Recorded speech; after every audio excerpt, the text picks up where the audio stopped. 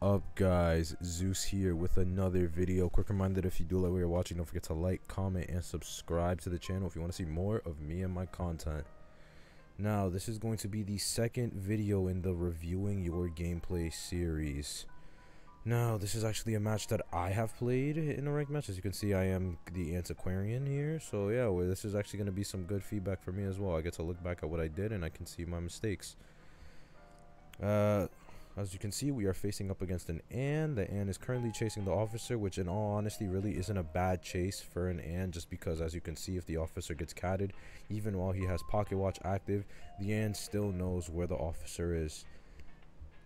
Now right here, there wasn't much that the officer could do, but he could have delayed that first hit even by a little bit if he simply just didn't run into against the wall to the pallet, because as we all just saw, Ann's cats can go through walls. It doesn't need to be directly in line of sight, as in if you have the radius of the cat still sticking outside of a wall, if she was outside that church window, she could still stun you anyway.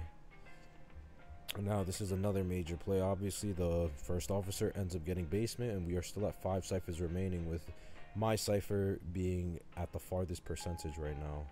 Now we do have a batter on the team, but batter typically isn't the greatest harasser for an Ann. He's better than forward, just because all that really needs to happen is that the Ann can't cat herself. She has to cat the batter in order to stop the harassment. Otherwise the batter can always keep harassing, since his harassment comes from a distance and not from actually coming into contact with the hunter directly. Now the Ann is slowly here just camping. If I was the Ann, I would be throwing my cats to wiggling ciphers, just because it brings the threat of not being able to decode. Even if you have tinnitus, you see where the ciphers are. The Ann should have been throwing cats at ciphers and just placing them there, so that way then she could pop her cats at the last second and then stop decoding for the longest amount of time. Seer is doing a good job at ringing tinnitus for the Ann, since I'm assuming the plan here was to sell while I just come in and use the Ann's cats. Ringing the tinnitus also does keep the Ann in place, and I managed to dodge the cats nicely, so now she has no ability for camp, and we're still here wasting the Ann's time while I go start off a new cipher. The Ann is finally deciding to leave, which is good. At this point nobody can make the rescue anyway. I run back just to make sure that the Ann is to see where the Ann is coming out from, because I don't want to run into her completely. Then she jumps and I use my ability, and now she can't swing at me for 4 seconds, but I did miss it there, which is you know, kind of a skill issue, as I call it. She has blink, so she should blink for the most part. I think nah, the blink wasn't worth it. She made the right decision in not blinking right there, just because of the fact, why am I standing still? Oh, my lag probably kicked in, huh? Yeah, that was about right.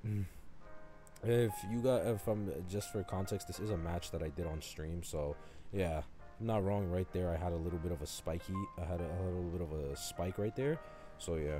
But regardless, the Ann did a good job of not using her blink at that pallet, because if she used her blink, I would have just pushed her back with my flute, and then it would have been a waste of a blink. So she did a good job saving her blink, so then she can blink me down right there. So now here we're stuck at 2 ciphers.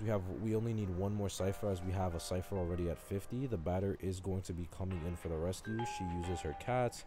Now let's see how the batter rescues. Typically you want to go in, make her pull the cats, then pull back, but you need to do this early. So like right there, now the batter is pulling back, it wastes the cats, making sure that you don't give the hit, since if you get the hit, if assuming the Ann has max berserker or sadly some kind of stack in berserker, there is a chance that you will get stuffed, because then she'll stun you and then you won't get the rescue. Now the after half rescue is a little unfortunate, but the batter did a good job at baiting out the Ann multiple times. Now here I managed to dodge the cat a bit. I get stunned, but it doesn't matter. Oh well, no, it does matter. I forgot, because I still get hit. And that is an issue with me.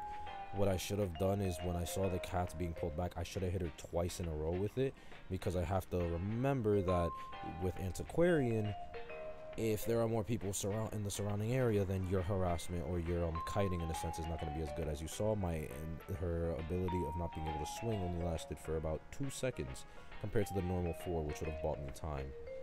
The batter, I'm going to be honest, over here, I believe right here where I got rescued from, post rescue, right after the chair hit, the batter should have just instead of using the normal ball, right after he uses the normal ball to push her back, he should have just picked up, rage balled, and then stunned her so she wouldn't be able to pop the cats on time. At least that, in my opinion, that is what I would have done if I was that batter, because then it forces her to pop the cats late, and then she has to spend time readjusting her cats. So I do think that the batters should have just gone into rage mode, stunned her against the wall while she was setting up her cats, or while she was walking towards the wall, because it's graveyard. There's too many walls everywhere. There's no way the hunter can avoid the stun, especially from a full charge batter bat. So I do think that the batter should have, instead of just running into the cats, hoping that she would pop it instinctively, he should have just gone into rage mode, and then after that stun her, so that way then I could have made it into God Palette. Here the batter ends up getting hit, but the Cypher's at 70. Her blink is about 40 seconds. And does a good job at setting up cats. Okay, the batter was trying to predict if there was going to be a blink. That's fair. He didn't see the blink, so obviously it's fine. He still has all 3 balls, and the Cypher is prime. Seer doing a good job at maintaining the Cypher rush. Seer did a great job for that first rescue, just making sure to buy time by just ringing the Tinnitus. And then, of course, the Ant deciding not to actually harass Cyphers is good as well. Here, the batter gets catted.